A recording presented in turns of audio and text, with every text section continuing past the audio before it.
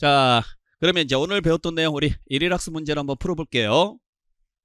자, 오늘 우리가 배웠던 내용은 양도소득세 계산 구조와 그 다음에 납세 절차에 대해서 배웠는데, 양도소득세에서 가장 중요한 파트예요.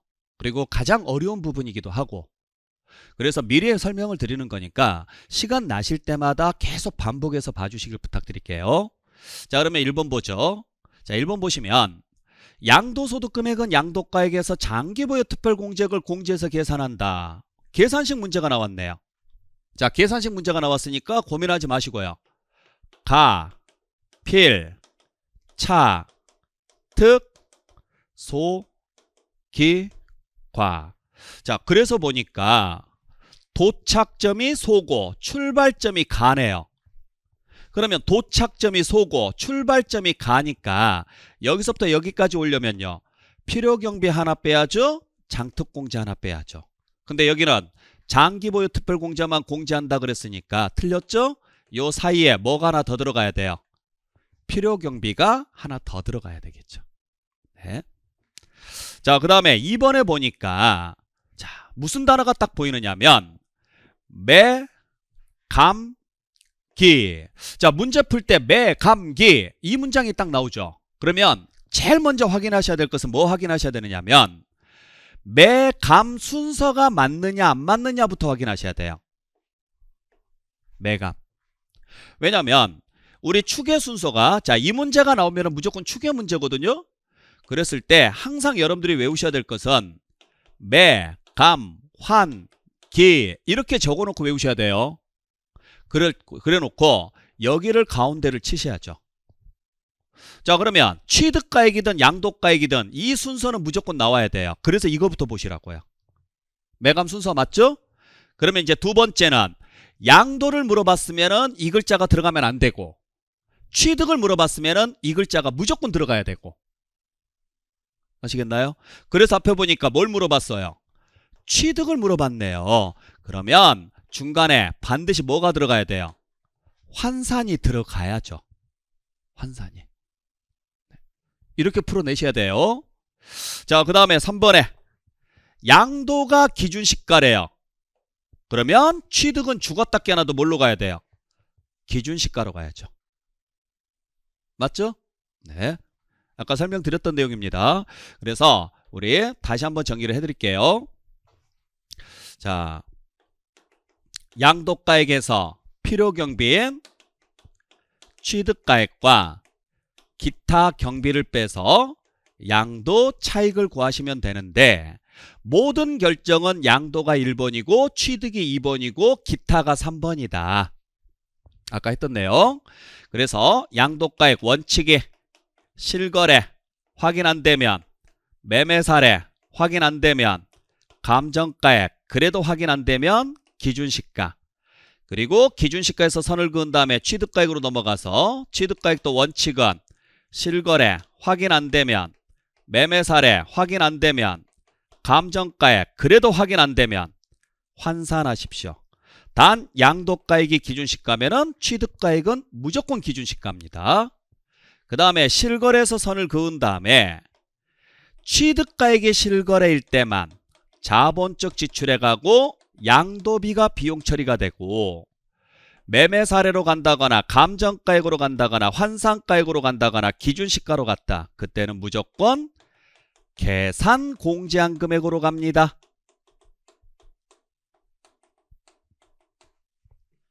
연습해 주셔야 됩니다. 네. 그래서 양도가액이 실거래면 취득가액은 실거래부터 순차적으로 적용을 하시되, 감정가액까지 확인되지 않으면 환산가를 적용해라. 절대 기준시가 쓰시면 안 돼요. 매매 사례로 갈 때도 마찬가지 순차적으로 찾아서 적용해라. 감정가액으로 갈 때도 순차적으로 찾아서 적용해라. 단 양도가액이 기준시가면 취득가액은 죽었다 깨어나도 기준시가다. 네. 이 내용 꼭 기억하시고, 그 다음에 추계 순서 물어볼 때 어차피 이 순서는 똑같다. 그러면 얘가 들어갈 거냐 말 거냐는 취득인지 아닌지를 봐라. 그래서 아까도 말씀드렸다시피 매, 감, 환, 기 적어놓고 여기를 가로 쳐놓고 문제를 푸시라고요. 항상. 네. 자, 그 다음에 4번 보죠. 4번에 봤더니 장기 보유 특별공제는 어떻게 계산하느냐 봤더니 양도가액에 공제율을 곱한다 이렇게 돼 있는데 가액이 아니죠. 차익이죠. 왜? 장기 보유 특별공제는 무슨 금액 다음에 나와 있으니까? 차익 다음에 나와 있으니까. 그래서 뭘로 계산해라? 차로 계산해라. 가로 계산하지 마시고요.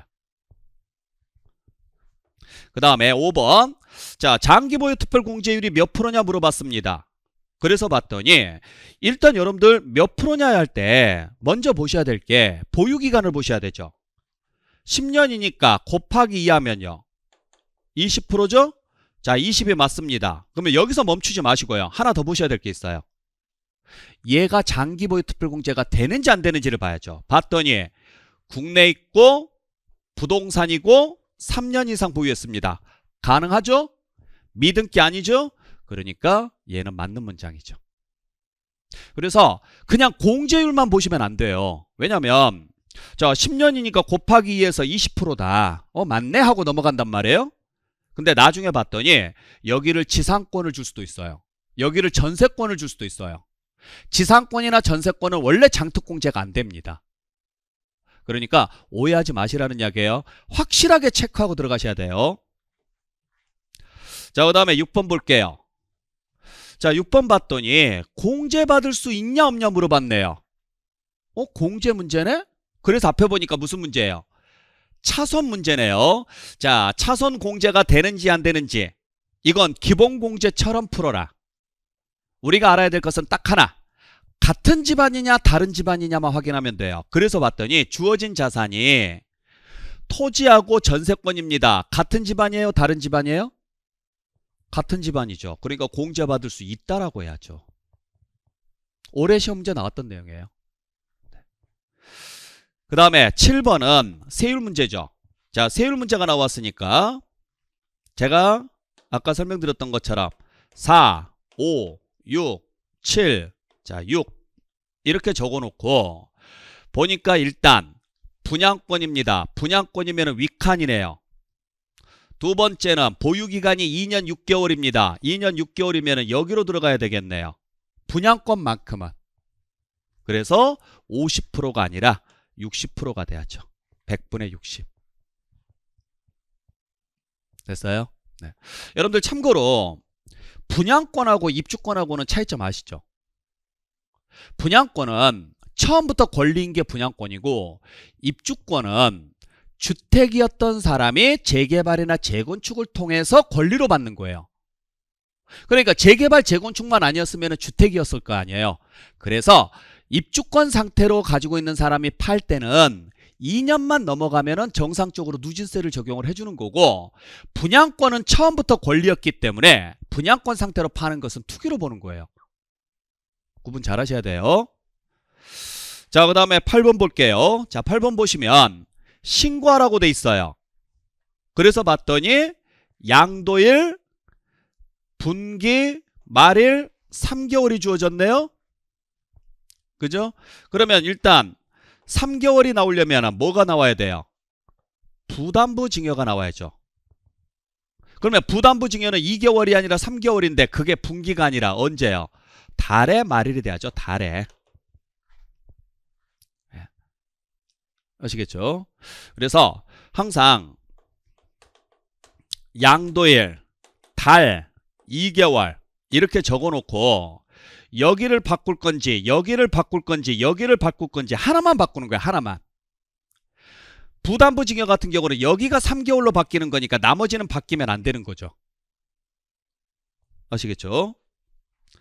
자, 그 다음에 9번 보겠습니다. 자, 9번 보시면 확정신고를 안 해도 된대요. 자, 우리가 확정신고를 안 해도 되는 경우는 딱 하나밖에 없다 그랬어요. 어떤 경우? 그죠? 예정신고를 한 경우예요. 근데 봤더니 예정신고를 안 했네요. 그럼 100% 확정신고 해야죠. 이건 예전에 한번 출제됐던 문제입니다. 자, 그 다음에 10번 분할납부를 할 수 있다 이렇게 주어졌네요. 분할납부 가능해요? 불가능해요? 가능하죠? 기간은 2개월입니다. 그래서 봤더니 50%의 금액을 분할 납부하래요. 자, 50%를 분할 납부할 수 있는 경우는 기준금액의 2배를 넘었어야죠. 넘었어요, 안 넘었어요? 안 넘었네요. 그죠? 왜? 양도소득세는 1,000만 원이 기준금액이거든요. 그러면 1,000만 원의 2배를 넘지 않았으니까 50%의 금액이 아니라 1,000만 원 초과분이라고 하셔야죠. 초과분. 즉, 이 금액으로 따지면 500만 원이 돼야죠. 50% 금액이 아닙니다. 자, 그래서 여기까지 해서 여러분들 이번 입문과정 해서 입문과정을 마무리하도록 하겠습니다.